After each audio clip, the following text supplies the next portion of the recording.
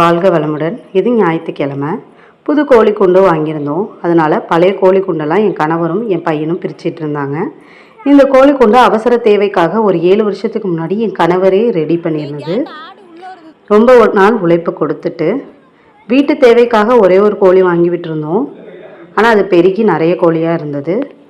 இப்போது பார்த்துக்க முடியாமல் எல்லா கோழியும் கொடுத்துட்டு 2 கோழி முட்டைக்காக மட்டும் வச்சுக்கிட்டோம்.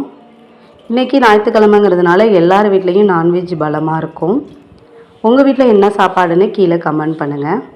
நான் முட்டை பொரியல், வெங்காயம் தக்காளி வதக்கி விட்டு மஞ்சத்தூள், மிளகாத்தூள், இஞ்சி பூண்டு பேஸ்ட்டு, உப்பு சேர்த்து முட்டையும் சேர்த்து செஞ்சுக்கிட்டேன். இன்றைக்கி எங்கள் வீட்டில் ரொம்ப சாதாரண லஞ்ச் மெனு தான். ரசம், முட்டை பொரியல், அப்பளம். இந்த கோழி குண்டு 2 பக்கம் வாசல் உள்ளது. கோழிகளுக்கு வசதியாக இருக்கும். இந்த கோழி குண்டு செகண்ட் ஹேண்டில் தான் வாங்கியிருந்தோம்.